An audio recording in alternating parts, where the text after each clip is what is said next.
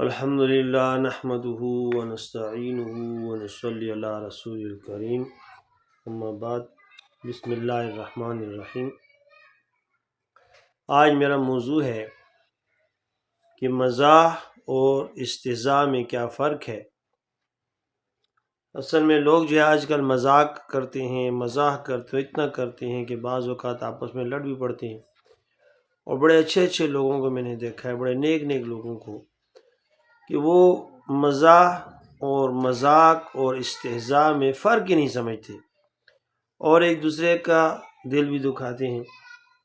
تو مزاح اور استہزاء میں لغوی معنی اس طرح ہے، کسی کے متعلق کوئی بات اس طرح کہہ دینا کہ جس سے لوگ ہنس پڑیں۔ پھر دونوں میں فرق یہ ہے کہ مزاح کہتے ہیں کسی کی حالت و کیفیت کا اظہار بلا اہانت اور تحقیر کرنا، فقط خوش طبعی کے لیے اس طرح کیا جائے کہ لوگ ہنسیں، اور اس کے اندر 3 شرائط ہیں۔ نمبر 1، کوئی بات خلاف واقعہ نہ ہو۔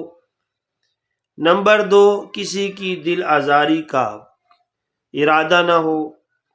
نمبر 3، کسی کی عادت نہ ہو بلکہ کبھی کبھار اتفاقی طور سے ایسا کرے۔ استہزاء کہتے ہیں کسی کی اہانت اور تحقیر اور اس کے عیب کا اظہار اس طریقے سے کیا جائے کہ جس سے لوگ ہنسیں۔ اس کی بہت سی صورتیں ہیں۔ نمبر 1، مثال کے طور پر کسی کے چلنے پھرنے، اٹھنے بیٹھنے، بولنے ہنسنے، قد و قامت اور شکل و صورت کی نقل اتارنا۔ نمبر 2، کسی کے قول و فعل پر ہنسنا۔ نمبر 3، آنکھ یا ہاتھ یا پیر کے اشارے سے کسی کے عیب کا اظہار کرنا۔ استہزاء کا دوسرا نام تمسخر بھی ہے۔ دوسرا فرق یہ ہے کہ استہزاء اور تمسخر کی ممانعت قرآن کریم میں بھی آئی ہے۔ اعوذ باللہ من الشیطان الرجیم، بسم اللہ الرحمن الرحیم۔ لا یسخر قوم من قوم عسى ان یکونوا خیرا منہم ولا نساء من نساء عسى ان یکن خیرا منہن۔ ترجمہ اس کا یہ ہے، کوئی جماعت کسی جماعت کے ساتھ تمسخر نہ کرے، شاید اللہ کے ہاں وہ ان سے بہتر ہو، اور عورتیں عورتوں سے تمسخر و استہزاء نہ کریں، شاید وہ اللہ کے ہاں ان سے بہتر ہوں۔ جبکہ مزاح کی ممانعت قرآن و حدیث میں نہیں آئی، بلکہ حضرت صلی اللہ علیہ وسلم سے بھی مزاح ثابت ہے۔ تیسرا فرق استہزاء اور تمسخر جن میں مخاطب کی دل آزاری یقینی ہے، وہ باجماع حرام ہے۔ سیرت کی کتاب میں ایک واقعہ آیا ہے کہ ایک شخص کی ریح آواز کے ساتھ صادر ہو گئی، لوگ ہنسنے لگے تو حضور پاک صلی اللہ علیہ وآلہ وسلم نے خطبہ میں اس پر زجر و تنبیہ فرمائی اور فرمایا، جو کام خود کرتے ہو اس سے کیوں ہنستے ہو؟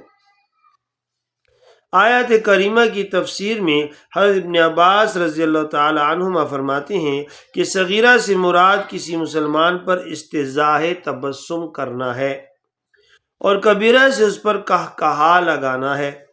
اور عائشہ صدیقہ رضی اللہ عنہا فرماتی ہیں کہ ایک مرتبہ میں نے کسی انسان کی نقل اتاری تو حضور پاک صلی اللہ علیہ وآلہ وسلم نے منع فرمایا اور ارشاد فرمایا کہ مجھے دنیا کی کوئی بڑی سے بڑی چیز بھی کسی کی نقل اتارنے پر ملے تو میں کبھی بھی نہ اتاروں۔ اس میں اشارہ اس کی طرف بھی ہو سکتا ہے کہ یہ گناہ ایسا بے لذت اور بے فائدہ ہے کہ اس میں کوئی دنیاوی فائدہ بھی نہیں ہے، اور بالفرض کوئی فائدہ بھی ہوتا ہو جب بھی اس کے پاس نہ جانا چاہیے۔ استہزاء کی سزا یہ ہے کہ حضرت حسن رضی اللہ تعالی عنہ فرماتے ہیں کہ رسول اللہ صلی اللہ علیہ وسلم نے فرمایا کہ جو دوسروں کا استہزاء کرتا ہے، آخرت میں اس کے لیے جنت کا ایک دروازہ کھول دیا جائے گا اور اس کی طرف اس کو بلایا جائے گا۔ جب وہ سسکتا ہوا وہاں تک پہنچے گا تو بند کر دیا جائے گا، پھر دوسرا دروازہ کھول دیا جائے گا اور اس کی طرف بلایا جائے گا، جب وہاں پہنچے گا تو وہ بھی بند کر دیا جائے گا۔ اس طرح جنت کے سارے دروازے بند کر دیے جائیں گے یہاں تک کہ وہ مایوس ہو جائے گا اور بلانے پر بھی جنت کی طرف نہیں جائے گا۔ مزاح جائز ہے، بلکہ علماء نے لکھا ہے کہ عادت بنائے بغیر احیاناً یعنی کبھی کبھی دوسرے کی دلداری کا سبب ہو تو اس وقت یہ مزاح مستحب ہے۔ اس کی وجہ یہ ہے کہ حضرت صلی اللہ علیہ وآلہ وسلم سے کبھی کبھار مزاح ثابت ہے۔ چنانچہ امام ترمذی رحمۃ اللہ علیہ نے حضرت انس رضی اللہ عنہ سے روایت کیا ہے کہ حضور صلی اللہ علیہ وسلم ہمارے ساتھ میل جول اور مزاح فرماتے تھے۔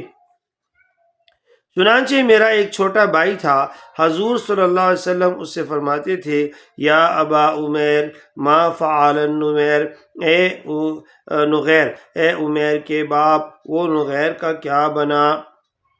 نغیر ایک پرندہ ہے جس کا ترجمہ حیات الحیوان میں بلبل لکھا گیا ہے۔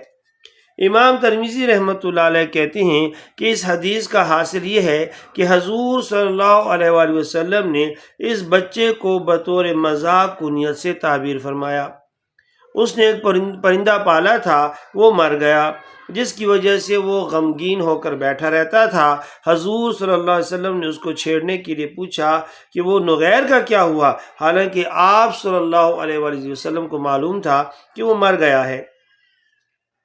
ایسی امام ترمذی رحمۃ اللہ علیہ نے روایت کیا ہے کہ حضرت حسن بصری رحمۃ اللہ تعالی فرماتے ہیں، ایک بوڑھی عورت حضور صلی اللہ علیہ وسلم کی خدمت میں حاضر ہو کر کہنے لگی، یا رسول اللہ صلی اللہ علیہ وسلم، دعا فرما دیجئے کہ حق تعالی شانہ مجھے جنت میں داخل فرما دے۔ حضور صلی اللہ علیہ وآلہ وسلم نے ارشاد فرمایا کہ کوئی بوڑھی عورت جنت میں نہیں جائے گی۔ یہ سن کر وہ رونے لگی تو آپ صلی اللہ علیہ وآلہ وسلم نے فرمایا کہ اس سے کہہ دو کہ جنت میں بڑھاپے کی حالت میں داخل نہیں ہوگی، بلکہ حق تعالی شانہ سب اہل جنت عورتوں کو نوعمر کنواریاں بنا دیں گے۔ اسی طرح ایک شخص نے حضور اقدس صلی اللہ علیہ وآلہ وسلم کی خدمت میں حاضر ہو کر سواری کے لیے درخواست کی تو آپ صلی اللہ علیہ وآلہ وسلم نے ارشاد فرمایا، تم کو سواری کے لیے اونٹنی کا بچہ دوں گا۔ وہ شخص حیران ہوا کیونکہ اونٹنی کا بچہ سواری کا کام کب دے سکتا ہے؟ عرض کیا، یا رسول اللہ صلی اللہ علیہ وسلم، میں اونٹنی کے بچے کا کیا کروں گا؟ تو آپ صلی اللہ علیہ وآلہ وسلم نے فرمایا، کوئی اونٹ ایسا بھی ہوتا ہے جو اونٹنی کا بچہ نہ ہو۔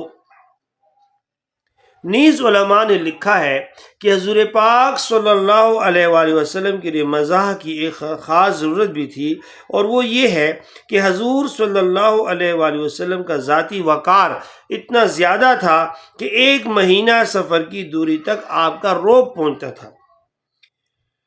اس لیے اگر حضور صلی اللہ علیہ وسلم تبسم و مزاح کا اہتمام نہ فرماتے اور اپنی شان سے رہتے تو حاضرین کو روب کی وجہ سے پاس رہ جانا مشکل ہو جاتا اور انتفاق کے اسباب بند ہو جاتے۔ بہت سے لوگ ناواقفیت اور بے احتیاطی سے استہزاء کو مزاح میں داخل سمجھ کر استہزاء میں مبتلا ہو جاتے ہیں، حالانکہ دونوں میں معنی اور سزا کے اعتبار سے کتنا بڑا فرق ہے، اوپر کی تشریح سے کھلم کھلا ظاہر ہو گیا۔ اللہ تعالی ہمیں اس سے محفوظ رکھے۔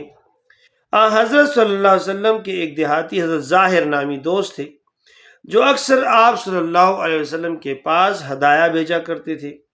ایک روز بازار میں وہ اپنی کوئی چیز بیچ رہے تھے، اچانک حضور صلی اللہ علیہ وسلم ادھر آ نکلے۔ جب ان کو دیکھا تو بطور خوش طبعی چپکے سے پیچھے کی طرف جا کر ان کو گود میں اٹھایا اور بطور ظرافت آواز لگائی کہ اس غلام کو کون خریدتا ہے؟ حضرت ظاہر رضی اللہ تعالیٰ عنہ نے کہا، مجھے چھوڑ دو، کون ہے؟ مڑ کر دیکھا تو سرور دو عالم صلی اللہ علیہ وسلم ہے۔ حضرت ظاہر رضی اللہ نے کہا، یا رسول اللہ صلی اللہ علیہ وسلم، مجھ جیسے غلام کو جو خریدے گا خسارہ اٹھائے گا۔ عزیز گرامی، یہ میں نے آپ کو چند باتیں بتائی ہیں کہ استہزاء میں اور مزاح میں کیا فرق ہے۔ آپ دیکھ لیں صبح سے شام تک ہمارے مسلمان بھائی مزاح کی بجائے استہزاء میں مبتلا ہیں، ایک دوسرے کو لطیفے سناتے ہیں اور لطیفوں میں پھر جھوٹ بولتے ہیں، غیبتیں کرتے ہیں، چغلیاں کھاتے ہیں، پھر اس کے ساتھ ہی فحش گوئی عام ہو گئی ہے۔ لہٰذا ایک اچھا مسلمان بننے کے لیے ضروری ہے کہ ہم اپنی زبان کو کنٹرول میں رکھیں۔ پیارے نبی صلی اللہ علیہ وسلم نے فرمایا ہے 2 چیزوں کی مجھے ضمانت دے دیں، میں آپ کو جنت کی ضمانت دوں گا۔ ایک وہ جو 2 جبڑوں کے درمیان میں ہے یعنی زبان، اور دوسری وہ جو 2 پاؤں کے درمیان ہے یعنی شرمگاہ۔ لہذا زبان بھی جو ہے تو مزاح ہی زبان کی وجہ سے ہوتا ہے، لہذا مزاح اگر کریں تو شریعت کے دائرے میں رہ کر تو یہ تو ثواب کا باعث ہے اور یہ مستحب ہے، لیکن اگر اس سے کسی کی دل آزاری ہوتی ہے تو پھر دیکھیں اکثر جو لڑائیاں ہوتی ہیں وہ مذاق سے شروع ہوتی ہیں۔ اللہ تعالی ہم سب کو صحیح طور پہ اسلام پر عمل کرنے کی توفیق عطا فرمائے اور نبی علیہ الصلوۃ والسلام کا سچا امتی ہم کو بنائے۔ ھذا المرام اللہ عالم بحقیقت الکلام، جزاک اللہ خیرہ۔